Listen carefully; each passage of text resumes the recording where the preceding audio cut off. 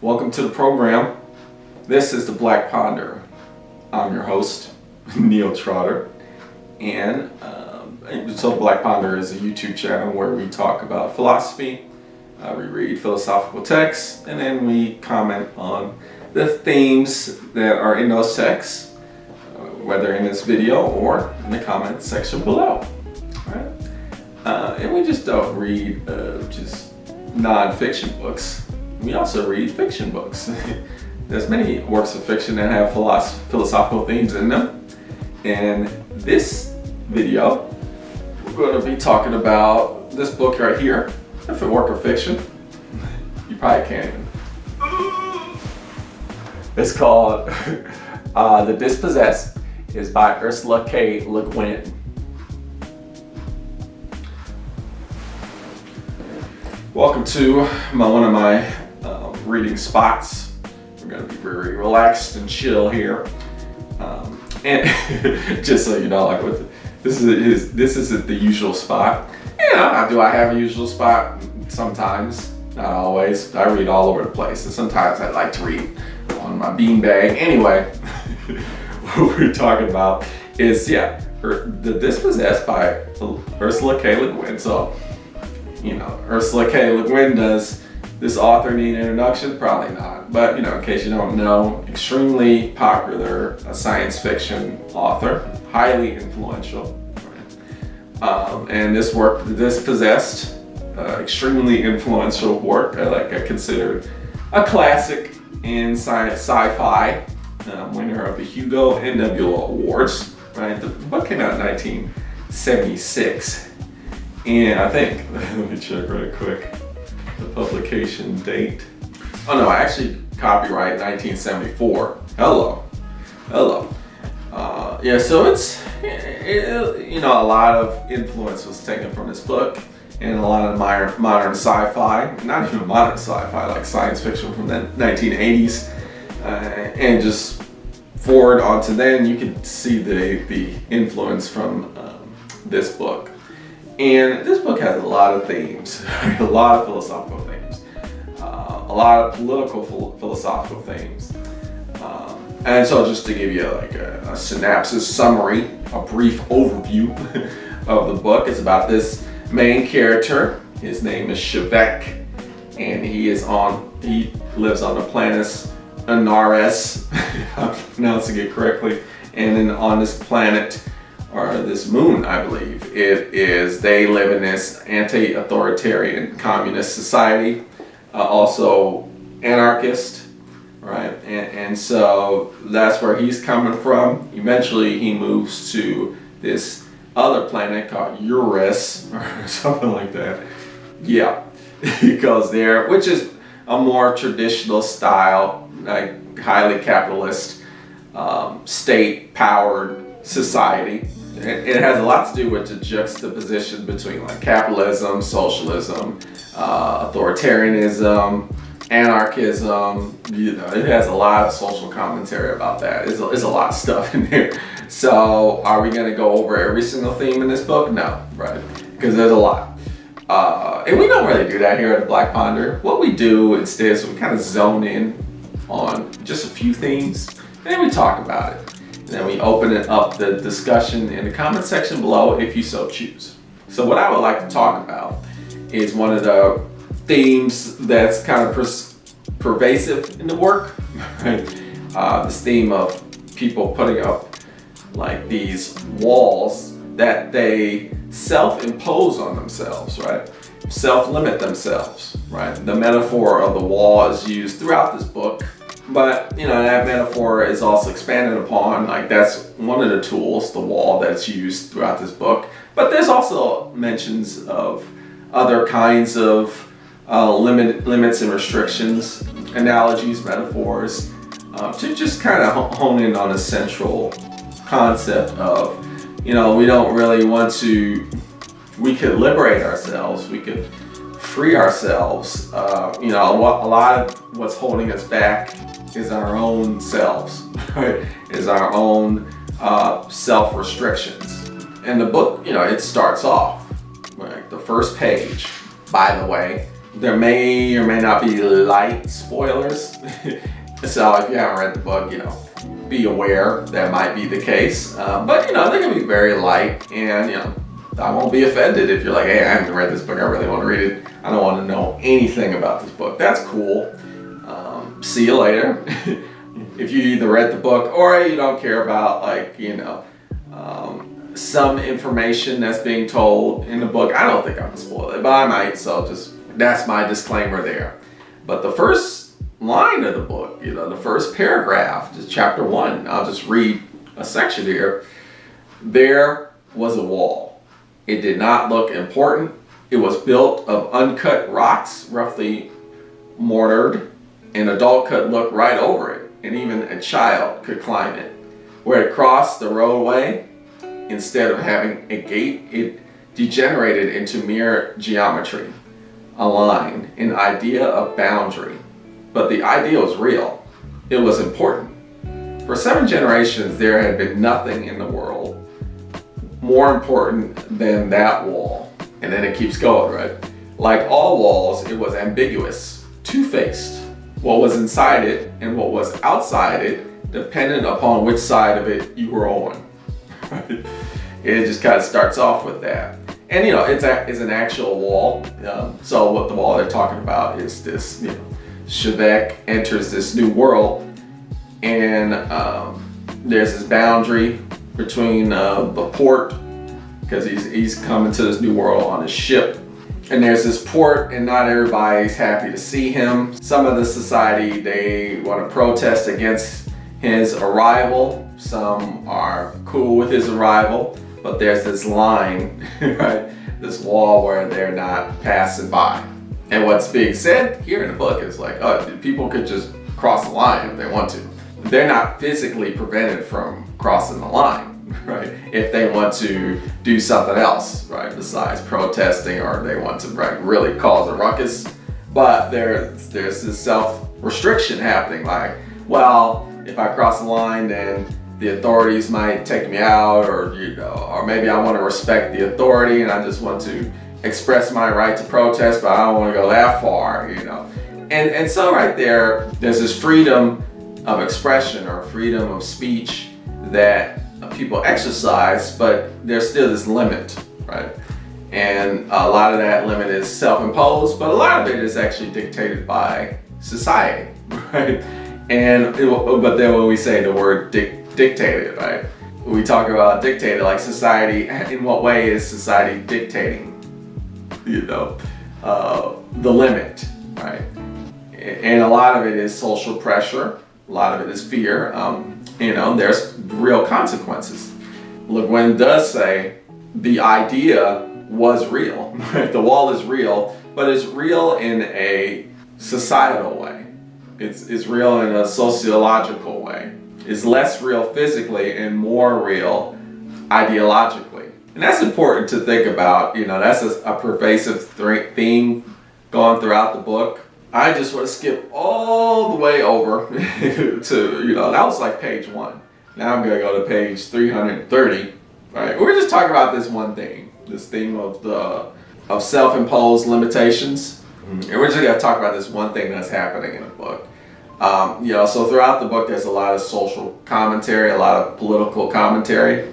And the main character has a buddy, a pal, a friend who puts on this play.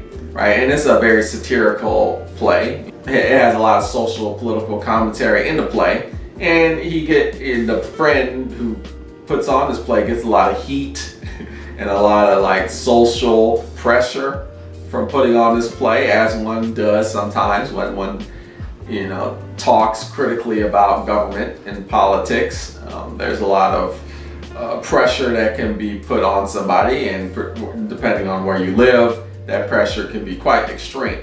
You know, a lot of that is not imagined. Right? You know, really, the authorities would be like, "What the hell are you talking about? You need to stop talking about this. We're gonna take you away, and we're gonna like re-educate you." That type of stuff. So that's what's going on in the Dispossessed, right?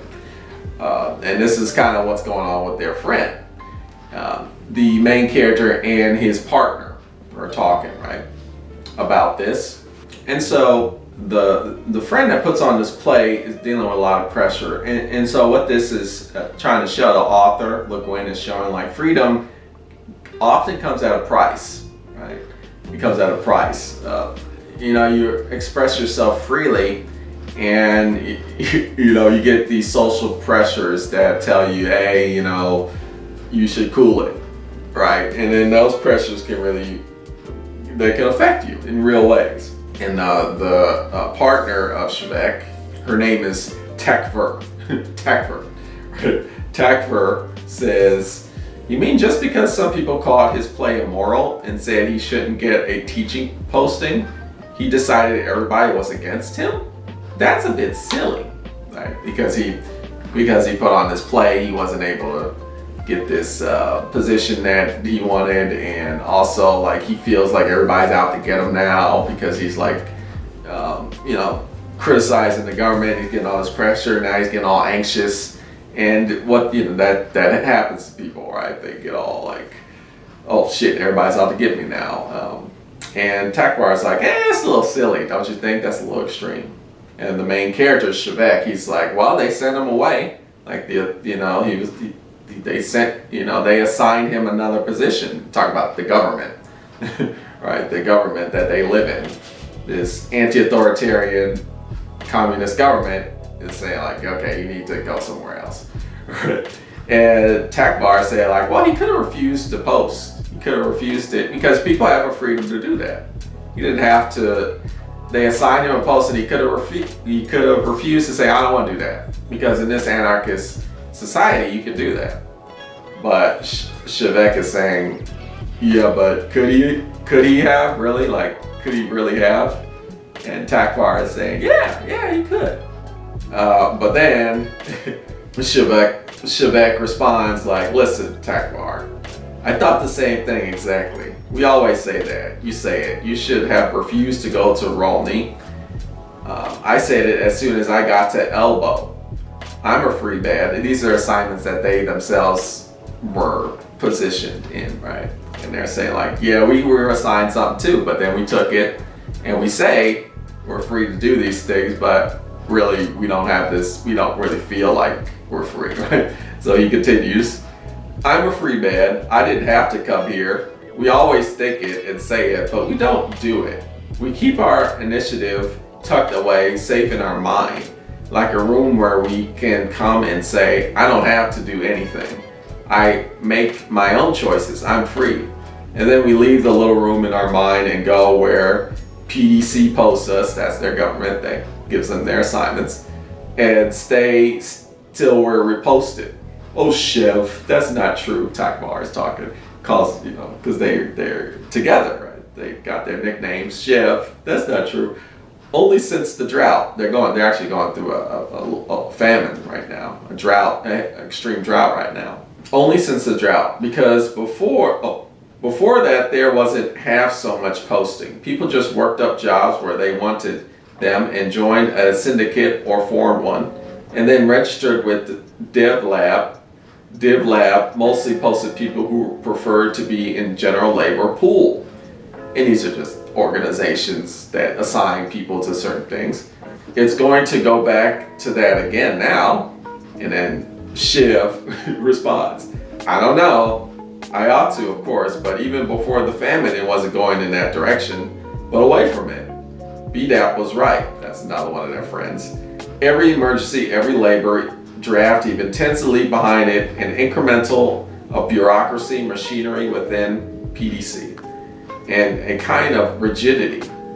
This is the way it was done. This is the way it is done. This is the way it has to be done. There was a lot of that before the drought. 5 years of stringent control may have fixed the pattern permanently. Don't look so skeptical. Listen. You tell me, how many people do you know who refused to accept a posting, even before the famine? And then Takvar considers the question. Well, several of our friends. That nice composer, Salis, and some of the scruffy ones too. And real Nunchnibi. Nunchnibi is a term they use. It's for people who kind of are outcasts in society, who kind of refuse to get in line with the programs, societal programs, so they kind of just bounce and leave, kind of live away from the society. So they call these people nunchnibi, right? And Takmar's talking about those people. It's like, look, people do that. You used to come through Round Valley when I was a kid. Only they cheated, I always thought. They told such lovely lies and stories and told fortunes. Everybody was glad to see them and keep them and feed them as long as they'd stay. But they never would stay long, but then people would just pick up and leave town. Kids usually, some of them just hated farm work and they just quit their posting and leave. People do that everywhere, all the time. They move on, looking for something better. You just don't call it refusing posting, right? So it's like, yeah, people just leave and bounce all the time. That happens in real life, right? People will be like, I don't want to vibe. I don't vibe with this, so I'm out. Like, and then people, like, they'll leave off the grid or they'll move to another country or something like that. Takmar's talking about people like that, right? And she said, like, well, we just don't call it, like, actually leaving our official post. We just name it something else. And Shevek asked, well, why not? And Takmar gets kind of irritated. She's like, well, what are you getting at? Like, people do this type of stuff. Like, everybody's free here, right? And Shevek says, that we're ashamed to say we've refused to posting, that the social conscious completely dominates the individual conscious. Instead of striking a balance with it, we don't cooperate, we obey. We fear being outcast, being called lazy, dysfunctional, egoizing.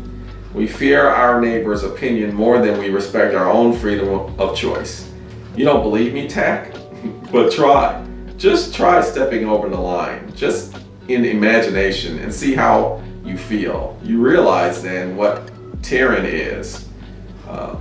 Tyrann is the guy that wrote that play that got him in a little trouble with society, and why he's a wreck, a lost soul. He is a criminal. We have created crime just as the proprietarians did. That's a derogatory term that they call, like, people who aren't anarchists, right? Who are basically capitalists. They call them proprietarians, right? Or people who who buy into capitalism, they call them proprietarians. But Shevek can say, like, how are we? We're kind of following we're kind of doing just as bad as they are with this kind of thing. We have created crime, right? Just as proprietarians did. We force a man outside the sphere of our approval and condemn him for it. We've made laws of conventional behavior, built walls all around ourselves, and we can't see them because they're part of our thinking. Turd never did that. I knew him since we were 10 years old. He never did it. He never could build walls. He was a natural rebel. He was a natural Odonian, a real one.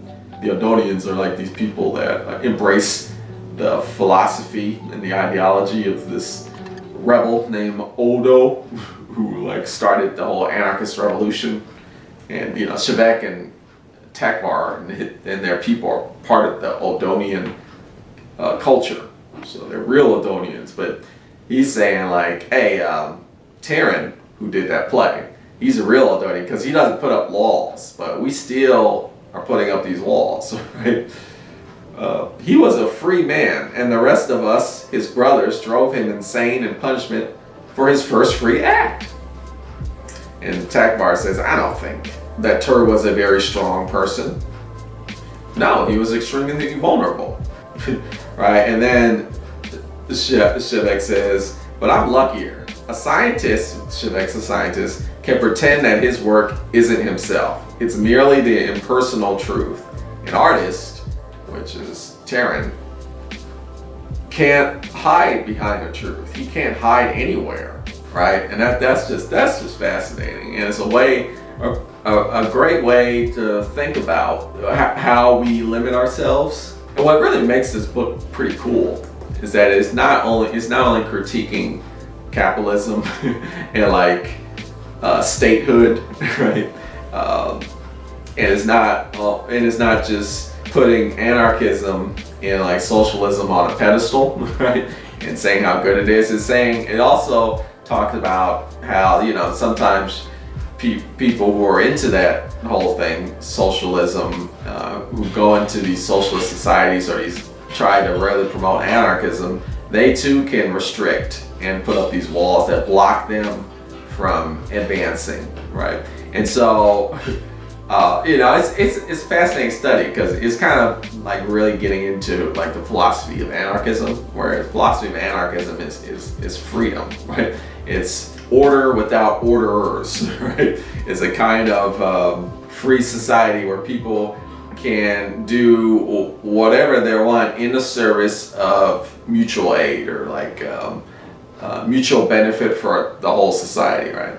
But then in the case of Taryn, right, who's an artist, art can sometimes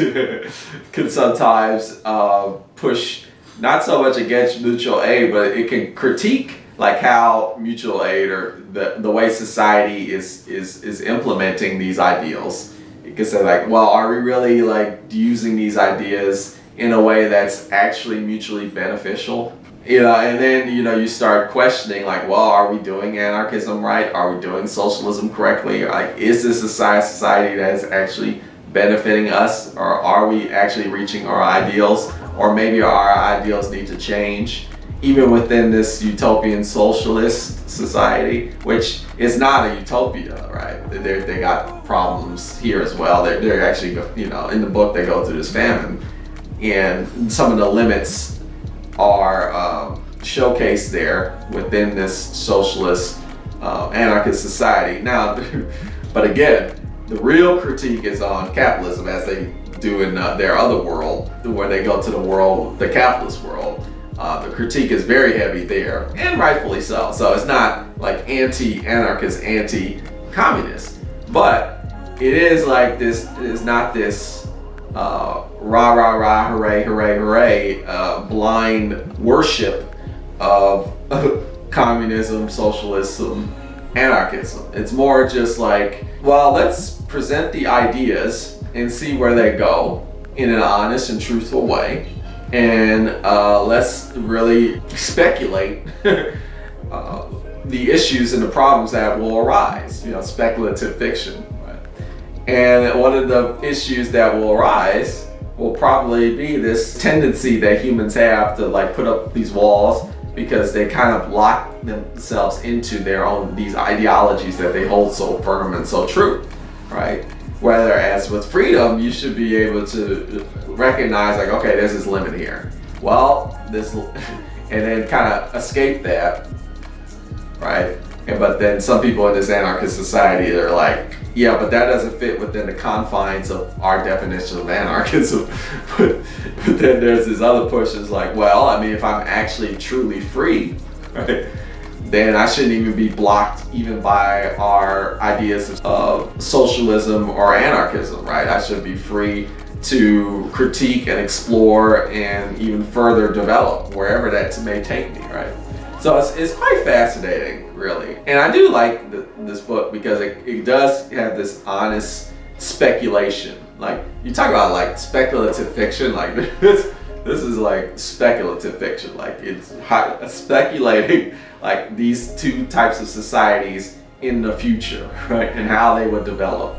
And that's really, really interesting, and it's really honest in the sense that it's not, I would argue like it's not just a blind like, yeah, capitalism bad, socialism good. It's not that. It's just an honest imagination or speculation of where a society would go if it was allowed to develop as an anti-authoritarian, communist, anarchist society without like pressures of capitalism and like statehood, right? And it's just fascinating. I just wanted to share that with you. That's all. I just wanted to share that with you. I like how the book doesn't really have like a happily ever after, the end. And all the anarchists lived happily ever after, and all the communists lived way more happier than the capitalists. The end. It doesn't do that, right? It doesn't do that. It leaves a lot of open-ended thought for you, the reader, to consider, right? Which is great. So check it out at your leisure. It's called The Dispossessed, and it's by Ursula K. Le Guin. Well, you've been watching The Black Ponderer. Tune in next time for more philosophical thought.